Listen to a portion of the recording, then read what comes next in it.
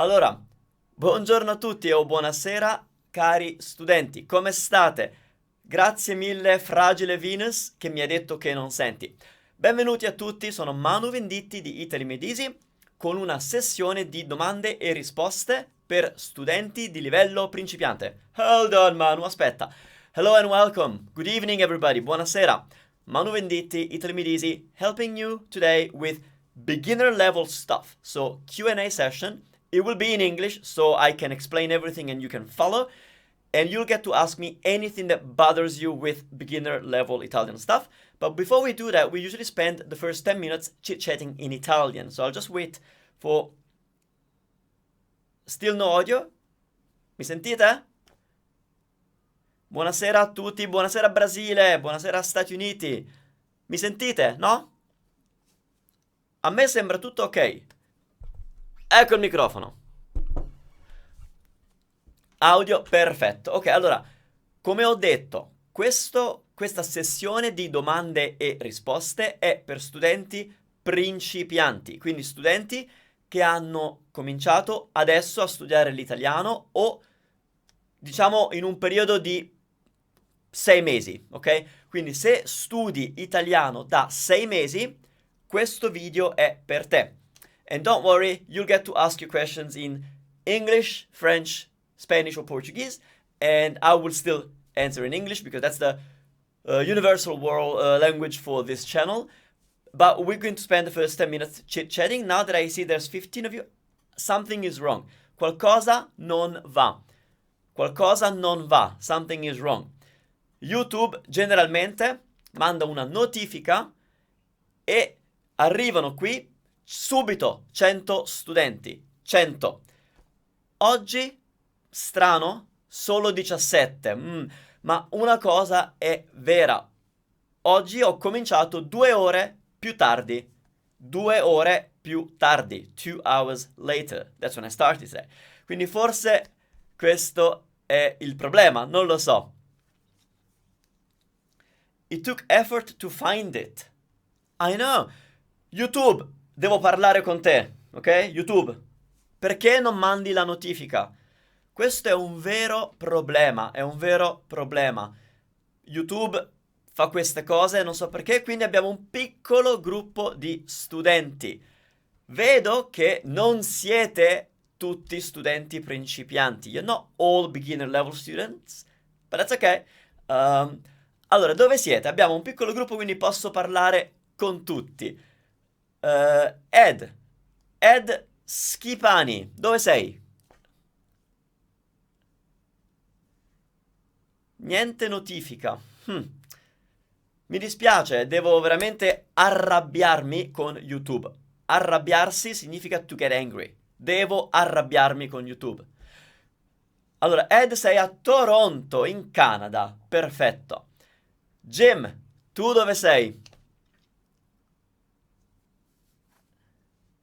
Vediamo dov'è Jim. Abbiamo adesso 19, 21 studenti, sempre molto pochi. Perché? Perché? Non capisco. Vabbè. Jim è a Phoenix, Arizona. E la mia geografia non è male. La mia geografia è ok. Vediamo, poi... Gatto Nero, dove sei?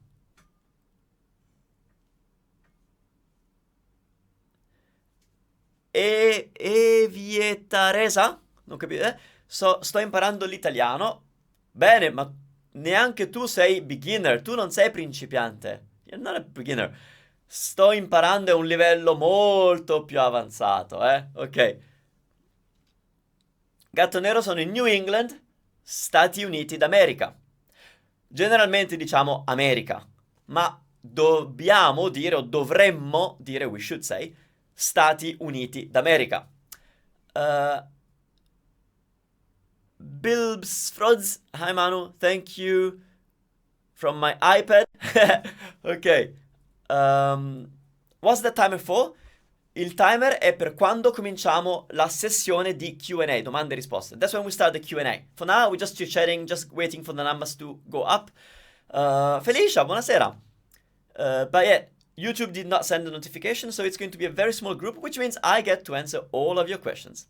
Quindi cominciate a pensare. livello principiante, ok? Quindi il presente, la struttura, il vocabolario, le preposizioni, cose di livello principiante. Things that bother you as a beginner. If you're not a beginner, it's okay, but please keep your questions around that level because that's the title of the show for today. I live in Switzerland, taking classes in Italian next month. Oh, in Italy! Vai in Italia forse? Dai, la Svizzera è vicina all'Italia. Beata te, lucky you. Beata te, la Svizzera è molto vicina all'Italia, quindi puoi andare in Italia così, con la macchina. Allora, fragile, I'm trying to learn Italian grammar and I am a beginner. Perfetto. Mi puoi fare le tue domande. You can ask me your questions. Ok, cominciamo fra 2 minuti, ok? Grazie a YouTube per aver rovinato questo stream. Thank you YouTube for spawning this stream. Grazie, molte grazie YouTube. Ok. Felicia, is there a way to say the expression really? Or you gotta be kidding. Beh, puoi dire davvero. Ma davvero? Ma nel senso di you gotta be kidding, io direi... puoi dire ma che davvero? Ma che davvero? But what? Really? Ma che davvero? O puoi dire letteralmente ma scherzi? Ma scherzi? But are you joking? In Italian we start a lot of sentences with ma, but, ok? Allora, pronti? Chi altro c'è? Vediamo. Purtroppo sono solo 21 studenti. 20. Vabbè. Ma che davvero? Davvero? Aspetta.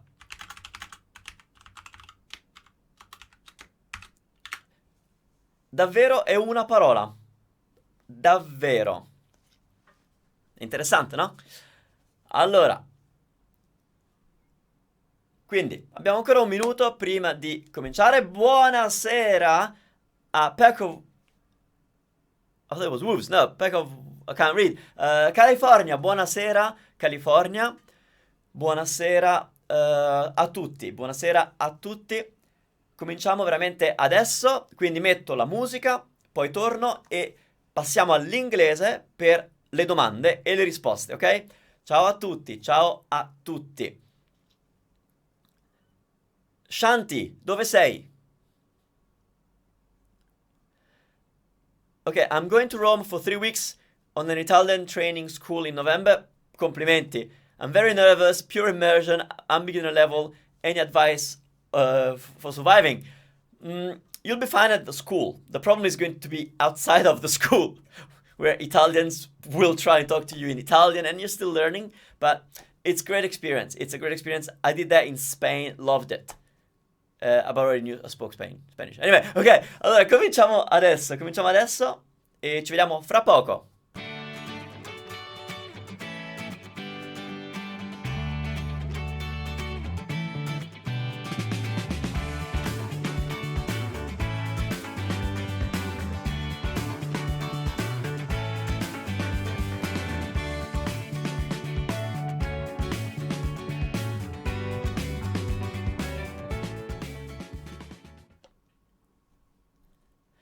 Ed eccoci qua, buonasera a tutti o buongiorno, dipende da dove siete.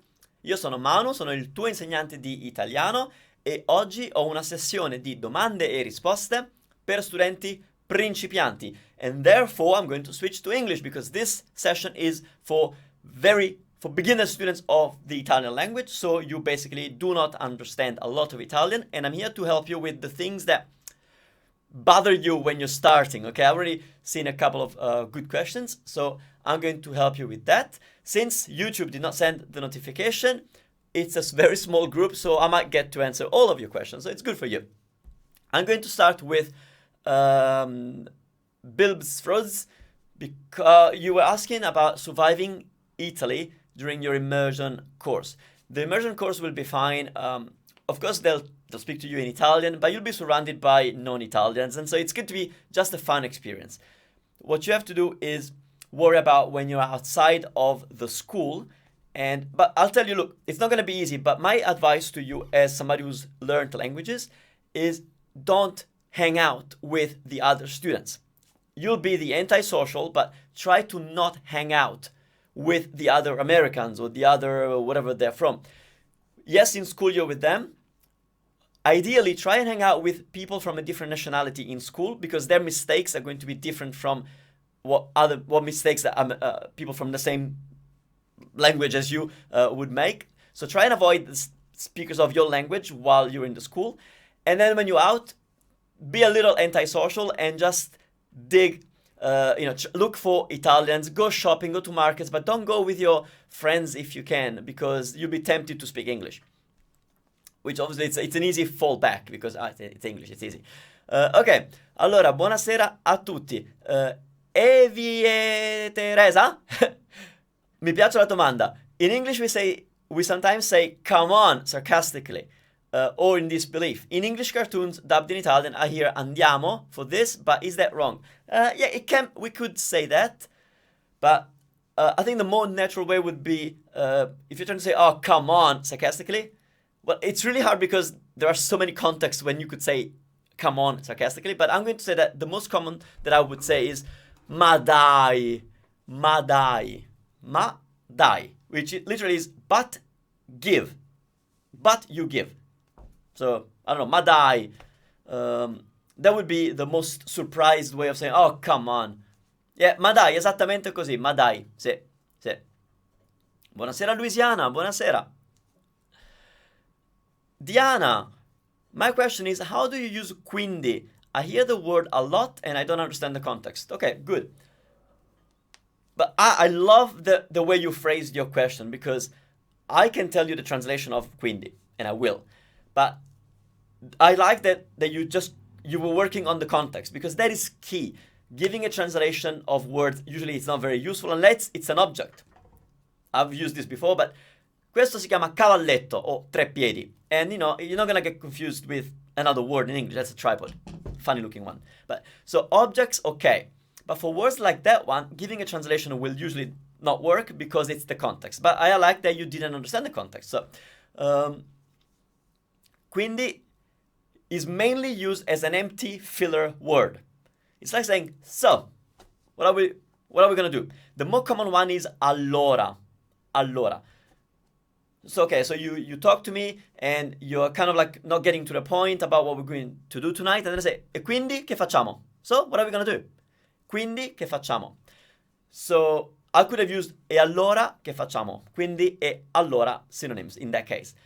Another meaning of quindi is therefore. So for example, you say io non mangio la carne e quindi questa sera andiamo a quel ristorante. So I don't eat meat, therefore let's go to that restaurant tonight. To the other restaurant. So, quindi, Ramon, quindi che facciamo? Like that? Yes. So, what are we going to do? Quindi che facciamo? So, yeah, go with quindi usually means either the empty filler like so, or it can be used to mean therefore. So, this, and therefore that. Okay? Perfetto.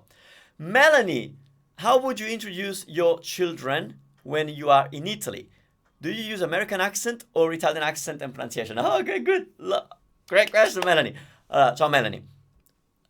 So, one thing that I want to say, it's a cultural difference, bothers me a lot about us Italians, but for some reason, adults don't really acknowledge children much in Italy, meaning, oh yeah, it's a cute child or whatever, but you will find that people talk to the parents all the time and ask questions about the children, but I'm not talking about little children.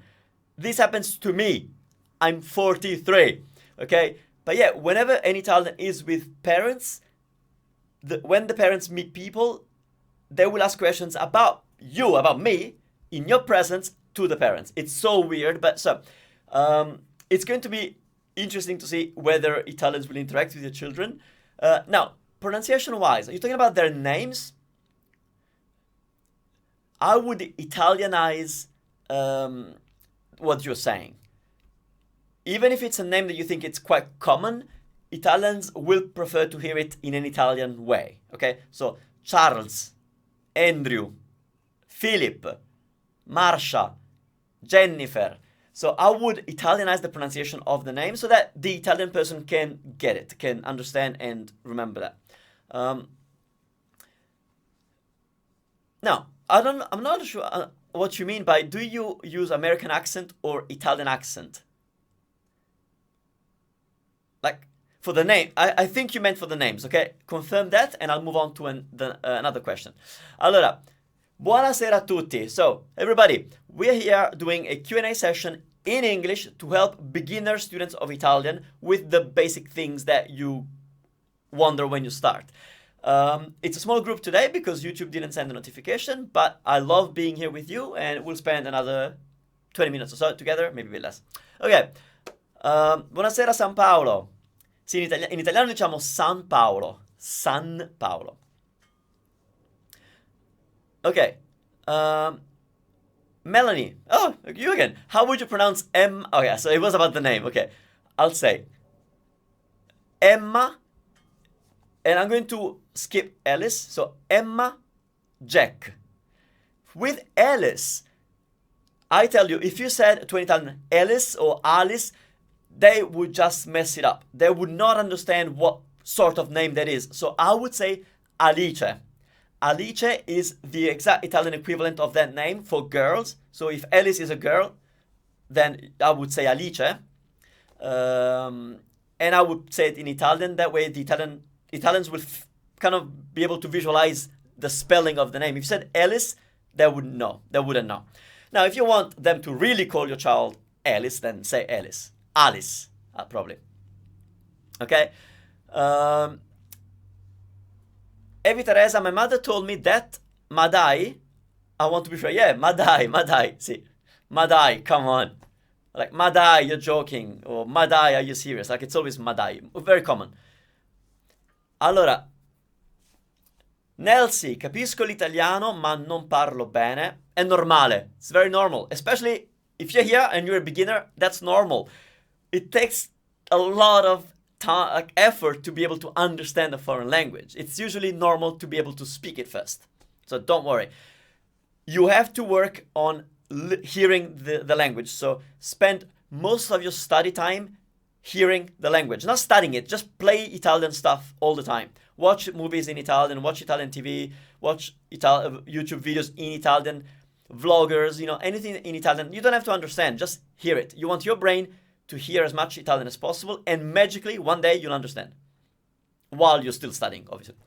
Okay, Ronan, what's the difference between da sempre e di sempre? Because I've seen both. Okay, bella domanda. Let's look at the actual words. Da sempre, da means from, and di sempre means of. Here we get into a problem of something that is different between English and Italian, and it's how we use da. So, in English, you say, we've been friends for 5 years. So you would use for that concept. In Italian, we say, siamo amici da 5 anni. We are friends from 5 years. So that difference is what is happening here. Da sempre means since always. Ok? Quindi, per esempio, io ti amo da sempre. I've been in love with you since always. Ok? Like da sempre, in that sense. From the beginning, da sempre. Di sempre means some of always. So basically, it sounds like more of an adjective. Quindi, per esempio, di sempre. When would I use di sempre? But, questo è it's a strange example, but è il problema di sempre. So it's like it's an always present problem. So di sempre, you're using the word sempre, always, but almost as an adjective of something. Like you say, di legno, made of wood, or di plastica, made of plastic. That's what that di is kind of doing. So it's of always. It doesn't work in English, but that's the difference. So da sempre means since always, so since the beginning, basically. And di sempre is the adjective that means of always. Okay. Melanie, lots of Italian movies on Netflix. Really? In Australia, There's only like a few, some really bad ones. I don't recommend comedies. Felicia, I don't recommend comedies. Comedies are difficult for two reasons. So if you're trying to immerse yourself in the Italian language, any Italian is better than no Italian, obviously. But I wouldn't do comedies because comedies usually have two problems. They are based around play on words, and at your level, even as an advanced student, your level will not be good enough to understand the nuances or the double meanings or the jokes because it's language based. So, but the biggest problem of comedy is that in most cases, comedies resort to dialects. And as a beginner or any level of Italian, it's going to be really hard for you to tell, is that person speaking a dialect or Italian? Therefore, am I not understanding because it's a different language, basically? Or is it because I don't know those things in Italian? So I find comedies really, really tough. Really tough. Gigi, scusa, sono in ritardo. No, non say in ritardo. Ritardo, even if you're a woman, it's still in ritardo. Okay. Is it worth watching Italian media if I am not understanding many of the words? Yes, Chris. I think watching Italian, by media you mean like TV stuff, things like that. Yes, I would watch anything that it's a little bit higher level, meaning we have the equivalent of like Jerry Springer's shows in Italy. And the people who go to those shows tend to be from lower demographics, and therefore their Italian, it's a risk, meaning it may not be proper Italian. So what I mean by higher level, like media, like 60 Minutes, that kind of stuff, or like the news or documentaries. Yes, it's really useful, especially as a beginner. You will not understand media for a long time, even when you are more advanced, because understanding movies is difficult. I spoke English for many years before I was able to understand a movie. Okay, it's not easy to understand a movie, just like it's not easy to be in a crowd, like in a pub, and speak Italian, even if your Italian is good, because the noise. It's not easy to make phone calls in a foreign language. So I think Italian media is good because they're more likely to speak proper, Italian, but also you don't need to be understanding. Your goal as a beginner, as an intermediate, and even as an advanced level student is not to understand, is for your brain to hear Italian so much that it recognizes the patterns, the pronunciation. Your brain absorbs the information just like a child does, like a child of a native of whatever language they speak. They don't study, they just hear it. And so the more you hear, the better it is for your success. You don't have to understand. I know it's difficult as an adult to watch something and not understand. You have to be really dedicated to say, I'm going to sit down, watch a movie and understand nothing. But that's fine. You'll understand something anyway. Okay. Now let me see. Buonasera a tutti. Off topic. What is your opinion on the difficulty of relearning a language? I spoke Italian for several years, then only English for 24 years. I think you will have an easier time relearning a language. I am totally positive about that. I haven't lived that experience. Obviously, I was raised in Italian and I spoke Italian all my life, so I've never lost it. But for example, with my Portuguese, I did that 20 years ago. I was extremely fluent, native level speaker of Portuguese because I lived in Portugal. And then I kind of didn't speak it for 20 years. And then the other night, I went to a bar with two Brazilians, and I was shocked at how much I could communicate without even restudying it. It's there. Now, of course, if you lost it completely, I didn't lose my Portuguese completely, but if you've lost it completely, I really think it's going to be a lot easier for you. And I would just listen to a lot of Italian and just pick up a grammar book, an Italian grammar book, pick it in your language and read it from cover to cover. It's going to take you a week, read the whole thing, and I'm sure you'll be a lot better off. Ok, allora, Felicia, I still feel beginner. That's fine. That's fine. It's not bad to be a beginner. Okay. I like watching the children's shows on Rai. Children's shows are really good. There's some really good stuff on YouTube. You can find favole, like fairy tales, in Italian, and they are subtitled, so you can not only hear but also read the text of this. And most of the times it's fairy tales that you already know. So yeah, I would do favole or fiabe. Fiabe. If somebody can spell fiabe, that would be helpful. That means fairy tales. Okay. Felicia, Melanie says, I enjoy listening to Radio Italia. Yes. Listening to commercials and researching phrases I hear. Yes. Radio Italia is good. Radio Italia is a radio station that you can stream online, and they only play Italian music, which means, because, reality is that, like many parts of the world, most of the music that we listen to in Italy is in English. Okay. But the Radio Italia will only play Italian music. So that's good. Also, what did you say? Something about... Oh yeah, commercials. Something that I've been recommending to a lot of my students is watching QVC. QVC Italia, here on YouTube. Infomercials. 24/7 infomercials. Yes, you may not be into the stuff they sell, but that's good because I don't want you to spend money on that. But watching QVC is amazing because their level of Italian it's a higher level, like it's good Italian because, the presenters, they have to speak properly. There's no guests. If they have a guest, it's a doctor, like it's a professional who will speak proper Italian. So you're not at risk of hearing dialects and stuff.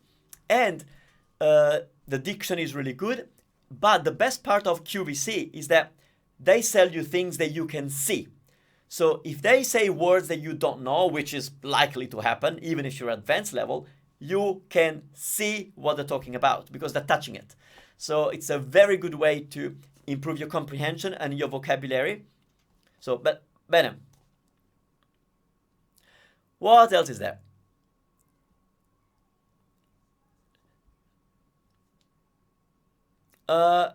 Lucky Pookie, do you recommend any good podcast for native Italian listening? Okay, so yes, I have a podcast. It's called Italy Made Easy Podcast.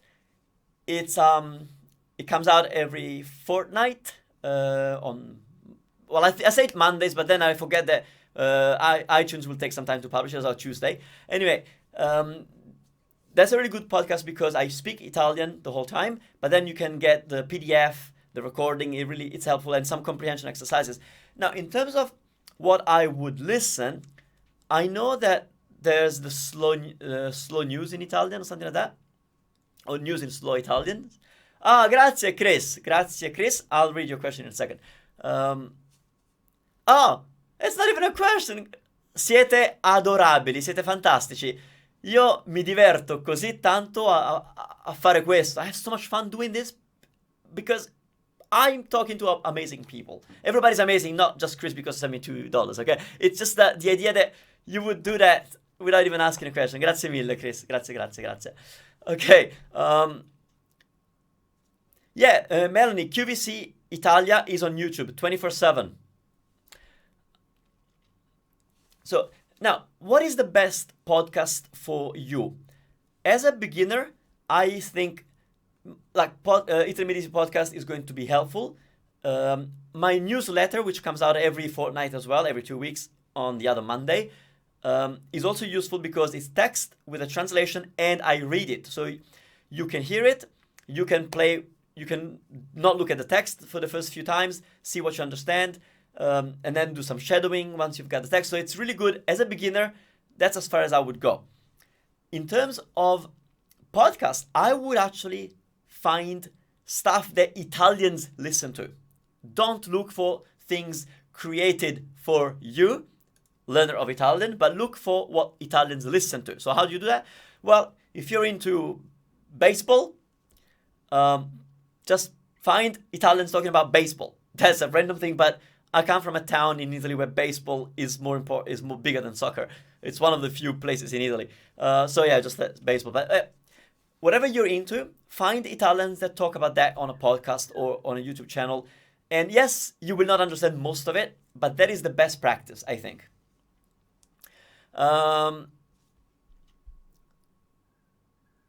Richard, stavo progettando come posso imparare con voi. Come puoi imparare con noi, Manu, o Italy Medisi? Go to Italy Medisi Academy. There's a lot of really useful stuff. Some is premium, obviously. My structured courses that are crazy successful, look at the reviews, but my structured courses do cost money because it's so much effort to produce them. But there's a lot of stuff that will help you. There's self-correcting grammar quizzes, that's free. The newsletter is there, the podcast. I have a couple of free courses. Just go check it out. Okay. So, Felicia, I signed up. I don't get podcasts downloaded automatically to my iTunes. That will depend. You need to have the actual app on your phone, the iTunes app on your phone, and then if you're logged in as the same account on your phone as you subscribed to my podcast, then iTunes will notify you. The best way, honestly, go to the Academy, enroll in the free course called Italy Medisi Podcast, and you will find all the recordings, all the PDFs, everything is already there for you. And yes, you don't get a notification though. What is the $1.99 thing, Chris? It's just a donation. It's a donation. It's called Super Chat. I have used it with a channel. I sent a donation. It's just if you wanna. Usually it's used for streams where there's hundreds of people, and then for the host it's really hard to see your question. So if you send a donation, then I see that question stays at the top, so I notice it. Okay, Stompoli. How do you say solo, and when do you say sola, soli, sole? Okay, great question. Now, do you know the difference between an adverb and an adjective? So that's the main difference. If it's an adjective, so it's describing the thing, it will have the four options: solo, sola, soli, sole. Just like bello, bella, belli, belle. So for example,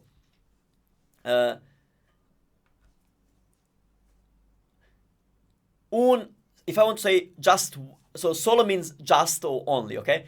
Solo, okay, un anno solo, just 1 year. But if I want to say una giornata sola, just 1 day, then since giornata is feminine, I'm going to use sola. Ok, ho visto un ragazzo solo, ho visto una ragazza sola, ho visto 3 ragazzi soli. So these are adjectives. Basically, I'm just describing those subjects. So that would be solo, sola, soli, sole. When it's an adverb describes a verb. It tells you how you do the verb, okay? So for example, if I would say, I only speak Italian, I'm not describing me. I'm saying that the only thing I speak is Italian. Then parlo solo italiano. A woman will still say parlo solo italiano. But also, so that solo will not change based on who's doing it, but also it will not change based on the thing. So, mangio solo pizza. I only eat pizza, which was the case when I was in Italy. Mangio solo pizza, and a woman will also say mangio solo pizza, because solo meaning. Okay, I'm going to type something in the chat, which is not really something that we use, but solely. So that would be an adverb in English, because in English the word only can also be. It cannot be an adjective. So yeah. So think of solo as an adverb meaning only or just, in which case it's always solo. And the other option when it becomes an adjective, it's when it's alone. So if you hear soli, sole, that's alone. Okay? Kind of. Perfetto. Annika, hai tempo per mangiare da noi stasera? I just wanted to squeeze in 2. Where would I put it best? Okay. So you're trying to say, do you have time to eat at our place tonight? But you want to say 2 because maybe you've already asked somebody else. So, and do you have time to have dinner at our place. So you need to throw in the tu only if it's necessary, because the way you said it is perfect. Hai tempo per what was it? Mangiare da noi stasera is perfect. That's how I would say it. But if I asked him and he said no, and then I turned to you, then it is the same question, right? So like I asked him, do you have time to eat at our place tonight? And he said no, or whatever he said. And then I want to ask the same question to you, then it's the same question. Then the important factor here would be, and how about you? So yes, you are right, you need to throw in the tu. Where do you put it? Because of the structure, this time I would put it at the beginning. So I would say, e tu hai tempo di mangiare da noi stasera? I would say, e tu, because that implies that you already asked somebody. So I'd say, and you, and how about you? Now, you say you put it in the end. Let me try. Hai tempo di mangiare da noi stasera tu? It sounds weird. You know why? I agree with you. Normally I would put the subject, the added subject, at the end. But here you have too many pieces. Hai tempo, that's the verb. But then you added per mangiare, then you added da noi, then you added stasera. So if you put the tu at the end, it's too far from the verb. So it doesn't sound right in that context. Yeah, Annika, but the sentence is too long. You got it on point. That's why I will put it at the beginning. The sentence is like, it's not too long, but there's too many components. There's the place, there's the with whom, there's the time, there's too many things. Okay. Could you say e tu? Sì, Melanie. Sì, Melanie. Saludo desde Venezuela. Ah, un saluto al Venezuela. La mia famiglia ha un rapporto molto bello con il Venezuela. La chiamiamo la nostra Venezuela connection for us. Ok. Allora, is it more common to say hotel o albergo, Diana? I think in speech we would say albergo a lot more. Andiamo a Firenze, stiamo in un albergo molto carino. I think albergo comes in conversation a lot better. Hotel, it's the name of the place usually. So when you get there, you will say hotel and stuff like that. But I think in conversation, we use albergo a bit more, definitely. Okay. Okay, Diana? Can you explain accent marks? Whoo! Yes, I can. But I'm going to do a better job. Let me see if I can do this. Here's my lavagna. Okay. And I have to switch to my Italian keyboard. So in Italian, we mostly only use one accent, okay, for words, and it's only used at the end of the word. And these are a, e, I, o, u. The only word, don't do that. The only word that has the other accent, if I find it, it's this one. Okay, so basically, you will find a word that ends with the stressed syllable. Then we'll say, for example, città. Città. What that does, it's telling you that, there are two syllables. I'm going to change the word from città to papa. What this is telling you is that normally in Italian, when you have two syllables, the first one has the accent. Okay? So when you have two syllables, the first one is the one that is stressed. Think of cane, pane. The first one has the accent naturally. If we need to break that pattern, we have to write it down. We have to actually tell you. It's the only time that we tell you which syllable to stress, unlike Spanish, that is so useful. I love Spanish because it always tells you where to stress the word. Okay? So this word here is papa. Papa, it means the Pope. And this one is papa. So as you can hear, papa. Papa. Now, so the same idea works with all the other words. So, okay, I'm going to say pee-pee. Pee-pee is it's a wee when you go to the toilet. It's pee-pee. Pee-pee. So since we're saying pee-pee, you have to write it down like that. Okay. Però, which means however, and pero, it's a pear tree. So the accent is used at the end of a word, and it's there to tell you that that's the syllable you stress and not what you would think you should. Now, as I said, E is the only one that has two possible accents, okay? And that is because, you know, Italian E has two sounds. It can be pronounced open or closed. We can say or e. So here's an example. Actually, two. Let's say you didn't know how to spell these words, okay? But hear me out, okay? So it's all about, hear to what I'm saying. I'm going to say caffè, caffè. That E is open, caffè. So the accent that goes that way, as you can see, it's called, well, it doesn't matter what it's called, okay? It's an open sounding E. That's that one which is the normal accent that we use in Italian. So caffè is to say this word, it's stressed at the end, and it's an open E. But look at the, actually don't look. Here how I say because or why. It's perché, perché. I didn't say perché. Now, the problem is that many Italians mess up those open and closed E. So you will hear Italians say perché because they're from Milan and that's how they say perché. They just open all the E. Now, in Italian, that's not you're supposed to say that word, okay?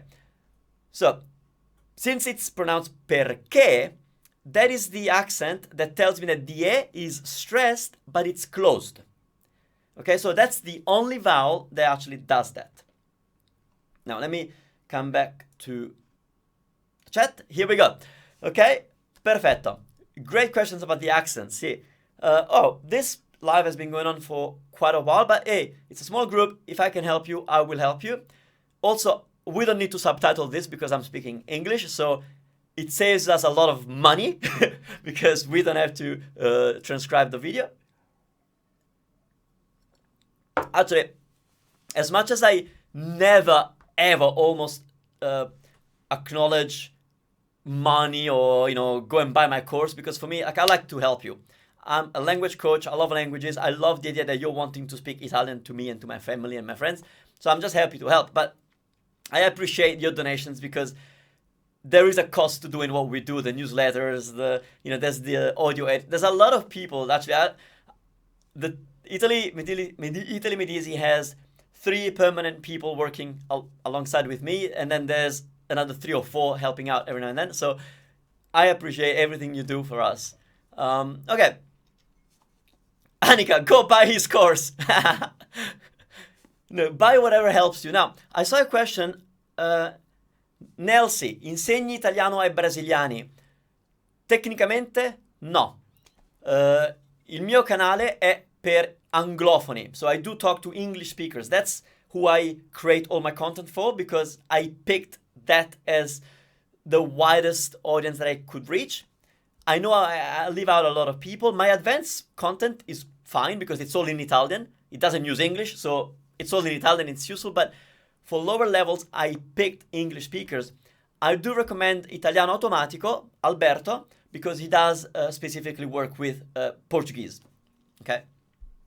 So his courses are designed to help Portuguese speakers. So all the translations, all the explanations are in Portuguese for you. Okay. How many languages can you speak? Ooh, last time I said this, somebody thought I was bragging. Okay, not the case. I love languages. If I didn't have Italy Medici, right now I'd be studying another 3.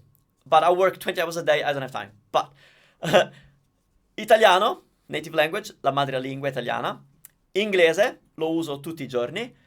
Spagnolo, non lo uso molto, ma dopo, se parlo per 2-3 ore è ok, capisco tutto. Portoghese, anche, lo parlo tranquillamente, lo capisco tutto. Francese, male, perché non lo uso mai, quindi non... sorry, I just switched to Italian. Francese, I don't use French a lot. I've never really used it, so I can't really communicate, but I can read a whole book and be fine.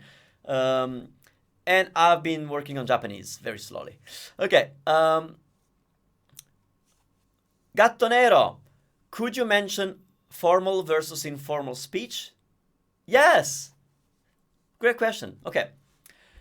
Something that it's very different between the Italian culture and the English culture in general, especially the Australian and the North American, is that Italian tends to be quite formal with strangers. Okay? So instead of, you know, the basic, you shouldn't say ciao. I hope you don't. Has somebody told you that you shouldn't say ciao in Italy?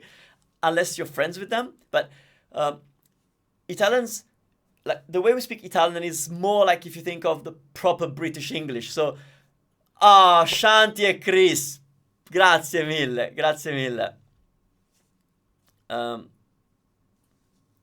Chris, I'll get to your question soon. Okay. Where was I? Where was I? Oh, I got lost a little. Can somebody help me get back on track?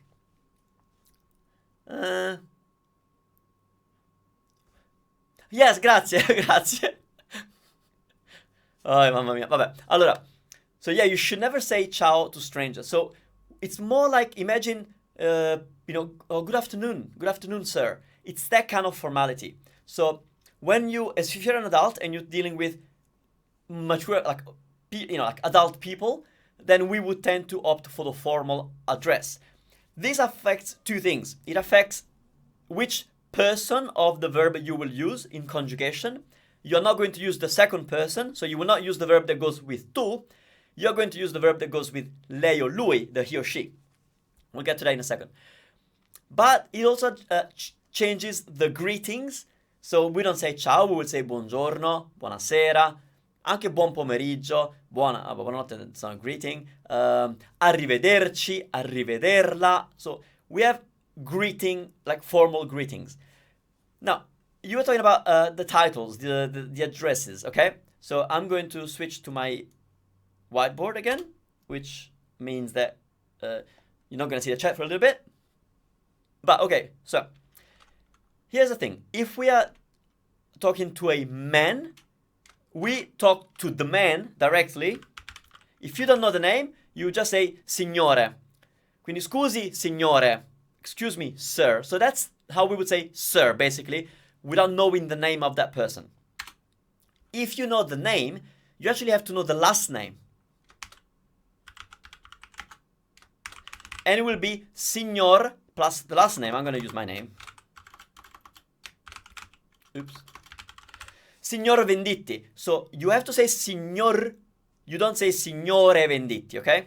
So signor Venditti. Whatever last name, signor, okay. So that is if you're talking to me, formally, you have to know my last name and you have to use that.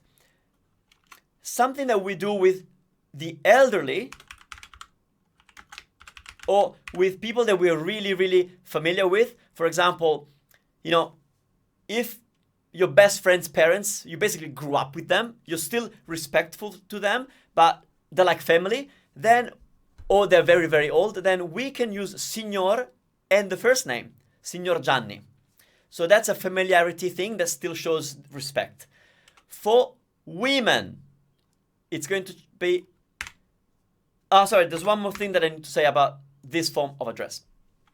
If you are talking about that gentleman, then you have to add the article, which is going to be il signor Venditti or il signor Gianni. That's if you're talking about that person, okay? If you talk to them, then you don't use the article. Same thing applies for the ladies. So it's going to be signora, meaning ma'am.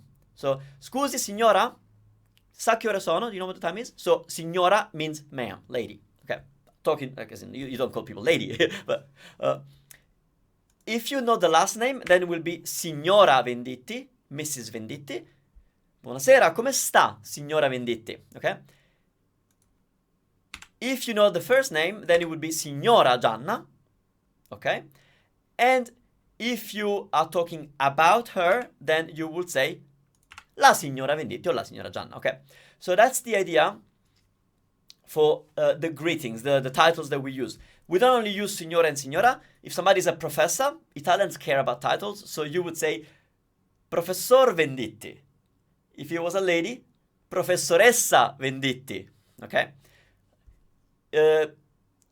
Dottore, dottor Venditti, dottoressa Venditti. So Italians will use titles a lot, okay?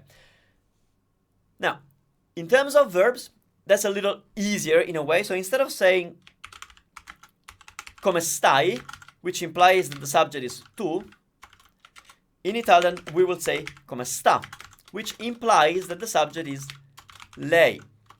Now, don't let that lei confuse you, because lei means she when it's used to talk about her. Okay, so that's over there. She is, lei è bella. She is beautiful. But when you're talking to a person directly, regardless of their gender, you have to use the word lei, kind of like meaning sir or ma'am, or it's a respectful pronoun. Okay, never mind what it translates to English, because it doesn't. It's like the usted in Spain. Okay, so it's the formal version of talking to a stranger, basically. Okay, so quindi come stai means how are you, my friend, and come sta, you can say lei. Come sta lei? That means how are you, sir or ma'am. So that's a big difference culturally, okay, between Italian and English. Grazie mille. Grazie Nelsie. Okay. Grazie Javier. Ah, you're so kind. Okay.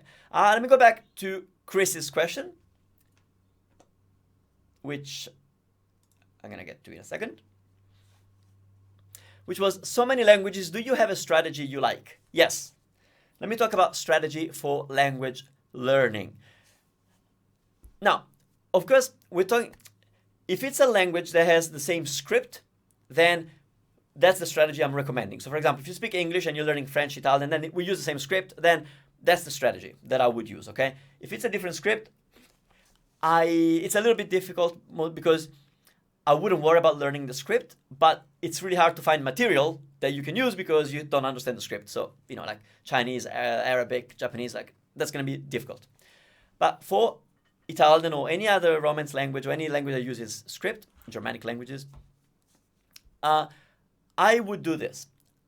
I would spend the first week analyzing their sounds. So find out what are the sounds of that language. Now, in Italian, it's super easy. It can be done in a day. I have a course for Italian pronunciation. Speak Italian like an Italiano. I teach you everything in 3 hours. Okay? So it's but I would learn the pronunciation. So what are the sounds? So okay, Italian is, look at the alphabet. Well, all the letters match English, kind of. Okay, let me see what do they sound like. B sounds B. Okay. Ch, k, yeah, I can make those sounds. Okay, I can work on the sounds. So Italian is going to be easy in terms of sounds. Other languages will not be as easy. But then you gotta work. For example, in Italian, you have to work on the vowels. Something that I find interesting with a lot of language learners, not just you guys, like any person I meet who says I'm studying a language, and when they speak and they sound completely off, to me it's like, are you even listening to the language that you're studying? As in, it's not enough to pick up a book and say, oh, bonjour, because that's spelled in French, and you say, yeah, I can read that. Hear how the French say it. So, and I find that is, nobody does that, basically, okay? So I would do that. I would focus initially on the sounds of the language, so take a pronunciation course, whatever you do, but focus on the sounds. Really work on getting the sounds right. But you have nothing to say yet. Then what I would do is I would spend the first, it depends, okay? The first 3 months or whatever amount going through the grammar. I don't believe that grammar is useless. I don't believe that you can learn a language completely ignoring the grammar. Grammar will give you the confidence of knowing how to say things, okay? So,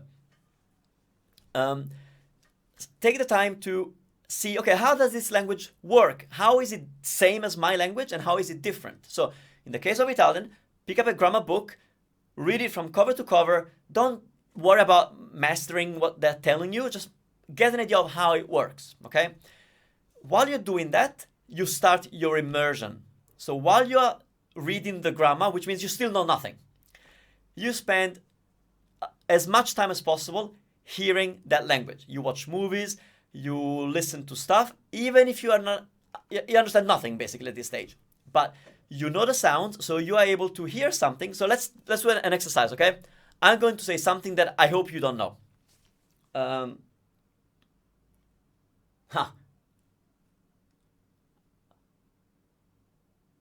What can I say? Okay. Let me look around if I find something. Okay. Let me say... I'm going to say lo sportello dell'armadietto. Lo sportello dell'armadietto. You have no idea what I said, probably. Okay? But the question is, as a complete beginner of any language, are you able to detect the sounds? That is more important than you understanding. So, lo sportello dell'armadietto. Now, of course, I slow it down, but so that is something that I would do intensely for the first 3 months while I'm just going through the grammar so that I know how it's different from my language and what things they do differently. And I would expose my brain to as much of that language as possible. And then, and only then, I will start trying to, put things together. And in the whole time, you can always learn vocabulary. That is the only use I can see for things like Duolingo, Rosetta Stone. Use them to learn vocabulary. If I had to choose between Duolingo and Rosetta Stone, I would pick Duolingo because it's free. Rosetta Stone charges $500 to just teach you vocabulary. I would not spend my money there, personally. Okay. Felicia, do you teach English to Italians? No, I don't. That is a very good question. Personally, I find that I only want to learn from a native speaker. So when I choose to work on my French, I go to a French person teaching me. So as an Italian, I would want to go to an American to learn English, or to an Australian. I wouldn't want to go to an Italian teaching me English, because as you know, Italians, we speak a little like this, and then I end up speaking English like this, and then nobody tells me that my pronunciation is like this, because my teacher speaks like that. So no, I wouldn't do that. Okay. Chris, damn, I have been doing it all wrong. You know what, Chris? Everybody does it wrong. Meaning, I came up with this analogy recently because you probably have heard about a website called italki. Every language channel promotes italki, and I don't. Why? Is that because they're competing with one of my services, the Amico Extra services? No, I don't talk about italki. I do not talk about italki because of that. The reason I don't talk about italki is that it's really, really hard to find a good teacher of a language. It's not enough to be bilingual. It's not enough, you have to know how to teach the language, right?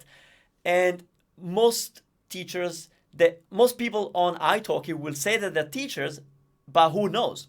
And here's the problem. The analogy that I came up with is with massage. I've had so many massages in my life because I get a lot of stiffness, so I know good massage. But my dad, he's never had a massage in his entire life. So if he went to get a massage and it was terrible, there's a chance he might say, that was a good massage. Well, yeah, of course, they pushed and it felt good. That is my opinion on how most people fall into bad teaching of a language. You trust, okay, I want to learn a language. Oh, everybody talks about Rosetta Stone. I'm going to spend $500 to get a Rosetta Stone because everybody talks about it. And as you're going through it, you might think, that's good because I've learned how to say the elephant eats the apple, whatever. But in reality, you don't know if that's good, and it takes an expert to know when a method is good. Now, I can say, as a language expert, I can pick who's going to teach me a language. Okay, so I can tell you who I go to for some of the languages because I can tell what a good method would be. But most people don't. And that's totally normal. It's not your fault. It's marketing. It's budget. Whoever reaches you, you go with that. So it's not your fault. Whoever told you how... Okay, I'm going to tell you one more thing before we change topic. Or we say goodbye. Because I don't know. If you want to stay together, look, it's only Saturday morning for me. It's not even sunny outside. I can stay with you for another 2 hours. But what would I what was I saying? What was the other thing I was going to say? I get so easily distracted, right? I'll read a few questions in the meantime. Felicia, prepositions are challenging. Yes, they are, but you can get them mostly wrong and still be good, as long as you got the basic meaning. So if you want to say with, you go with con. If you want to say for, you say per. If you want to say to, you say a. If you use them at a basic level, you're going to get them right. It only gets confusing when you get into the idiomatic expressions that they never match English, and Italian has strange expressions with prepositions. So then it's when it's get really complicated. Yeah, I agree with you. Do you have suggestions for grammar book? Honestly, no, because I think that any grammar book that is at least chunky enough and it's in your language will do a good job at covering what's there to know about the Italian language. Remember, you're not trying to become a master of that book. You are not going to spend time to do the exercise. You're just going to read it. So as long as it's in your language and it's big enough and it's recent enough, don't go for anything older than 10 years, okay? So, I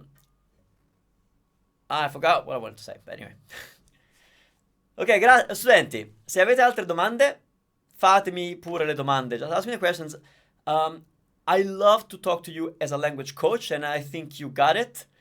I'm not here to give you the same old lesson. Like I said yesterday, I accidentally went live on YouTube yesterday. And I said, buon compleanno, Bibel Sforz, okay? Okay, sorry guys, I lose my thought very easily today. So, I forgot what I was saying, so I keep forgetting what I'm saying, but... So yesterday, yeah, I accidentally went live on YouTube. I don't know if you caught that one. It was pretty good, but it was meant for my premium members. But yeah, oh yes, here's this. If you wanted to know, really, when to use the future tense in Italian, yes, I can make a video for you and I will make it. But the reality is that that information is everywhere. We live in the age of the internet. Even Wikipedia has a page that explains the future tense in Italian. And so I think that finding the information is not that hard. It's finding somebody that helps you digest it and apply it that's hard. And that is what I want to do for you. Okay, so that's what I like doing anyway. Some people don't like it, you know. Get some rest. Yeah, I went to bed at 2 a.m. last night, which is not usual. Not very typical for me. Gigi, could Duolingo be used as an accompaniment of something? Yeah, I find Duolingo can be good as an accompaniment. Now, here's the problem. Going back to what Chris was saying, that you did it all wrong. Look around. How many times in your daily life have you met people who told you, "Oh, I'm studying Spanish," or "I studied Spanish," or "Oh yeah, I'm studying Italian"? You could be one of them and it's totally fine, but in my experience, 90% of the times I meet people who tell me that they're studying Italian or have studied Italian or Spanish or French, they cannot speak it. Does it mean they're stupid? No. It means that the approach wasn't right. It's not their fault because we don't know how to do it. You know, if I was overweight and I wanted to lose weight, I would go to an expert to tell me how to do it. If I am unfit, which I am right now, that I would go to a personal trainer to tell me how to get fit. We think that a language is different, but it's the same as anything else. And yeah, 90% of the people I talk to who say they are studying Italian or who have studied any language, and I start speaking it, and they go, "Oh, no. Hold on, you said you studied for 2 years." But most people are only good at the fill in the blanks kind of thing, the grammar thing. And that is why I know as a fact that Duolingo has never taught any language to anybody. Rosetta Stone has never taught any language to anybody because a language is communications. It's about communicating, and they can't get there. Those, kind of tools, but they're good accompaniment. That is why I say I would pick Duolingo because it's free. Quizlet, Memrise, they're great, but most people think that if I do memrise, which is another site, it's spelled with an S, like memrise with an S. If I use memrise for 6 months, I'll be okay speaking Italian or French or Spanish. You're not going to be. You'll be able to say things, some things, but you're not going to know the language. So, but that's 90% of the population learning a language. But you know what? I'm still happy that so many people want to learn a language, right? So do you have any more questions? Because I could, you know, I like talking, and I guess you like too. But is there something that I can help you with? It's pretty late already. We've been on for an hour and 10 minutes. Now, what I ask you to do while you're doing that, if you could give the thumbs up to this video, fai mi piace.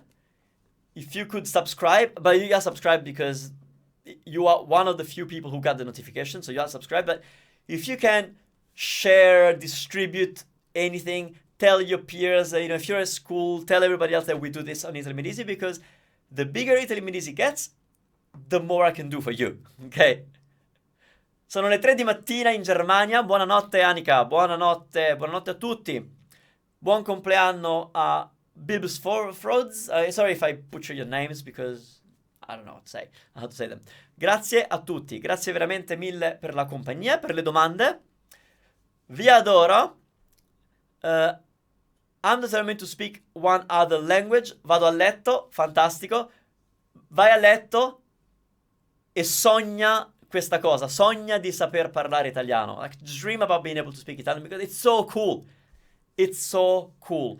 I'll leave you with one inspiring story, I hope. Could you go to most countries without knowing their language? Probably yes. Could you go to Italy without knowing Italian? Probably yes. Maybe not the small towns, but you'll be fine in cities. But will you experience the real Italy? No way. Will you experience the real France, Spain, Portugal, Germany without speaking the language? Even countries where they do speak English more commonly, like Germany, even Denmark, where they're amazing with English. When you talk to a person in their language, the connection that you create is mind-blowing. Like I said, the other day, I went to this pub to meet 2 strangers that responded to something that I posted on Facebook. It was Brazilians on the Sunshine Coast. And I said, I want to meet Brazilians, let's go. We spent 3 hours. These are 2 strangers, and we sat down for 3 hours, and we went for 3 hours speaking in their language. We are friends now.